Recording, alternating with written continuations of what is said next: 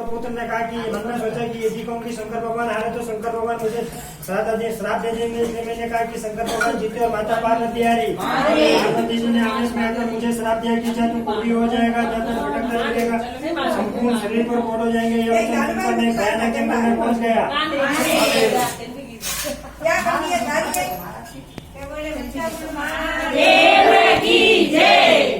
भयानक जंगल में पहुंच गया। जहाँ जाकर देखा कि 12 कोसों की में दूरी में बहुत फैला हुआ है बहुत बड़ा तालाब है, जिसकी पाल पर बड़े भारी पीपल के पेड़ थे। उसके नीचे ब्रह्माणी इंद्राणी अच्छा बच्चा व्रत कर रही थी।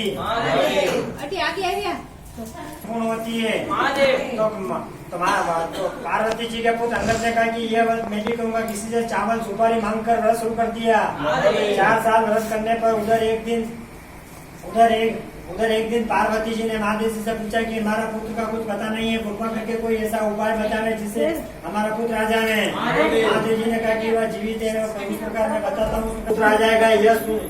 यह वचन सुनकर पार्वती जी ने व्रत करना शुरू कर दिया। 4 साल व्रत करने पर एक दिन पुत्र के मन में आया कि माता पिता के पास मिलने जाना चाहिए। तो पुत्र को मिलने जाना चाहिए तो वो माता पार्वती जी के पास आकर पुत्र खड़ा हो गया। पुत्र ने माता ने कहा कि तुम पीछे क्यों हट गए। पुत्र ने कहा कि मेरे बिना बुलाए आने पर आप हंसी, इसलिए मैं पीछे हट गया। पुत्र ने कहा कि मैं तुम्हारे आने पर नहीं हंसी।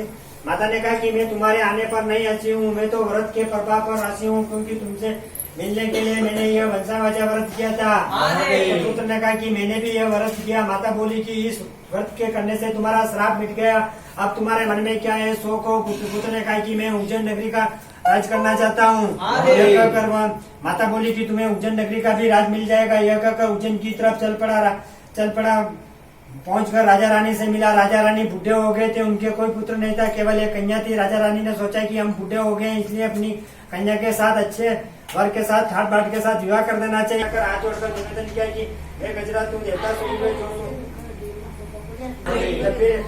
फिर सब लोगों ने कहा कि अग्नि चुप गए। फिर वहाँ से अग्नि को लाया गया और श्रृंगार कराया गया और जो सो राज करने का अधिकारी हो और राजकुमारी के लिए सर्वश्रेष्ठ वर हो उसके गले में माला डाल देना। यह कहकर अग्नि की सूंड में माला पकड़ा दी। अंग्रेज जी को वहाँ से अंगद जी को मार पीट कर बाहर निकाल दिया। अग्नि घूम फिर कर बाहर निकल गई और पार्वती जी के पुत्र अंगद के गले में माला डाल दी। तभी सब लोगों ने कहा कि अग्नि ने हट कर लिए, फिर उसी के गले में माला डाल दिए। फिर अग्नि को वहाँ से लाया गया और हाथ जोड़कर निवेदन किया कि हे गजराज तू देवता स्वरूप है, जो सो राज करने का अधिकारी हो और राजकुमारी के लिए सर्वश्रेष्ठ वर हो उसी के गले में माला डाल देना।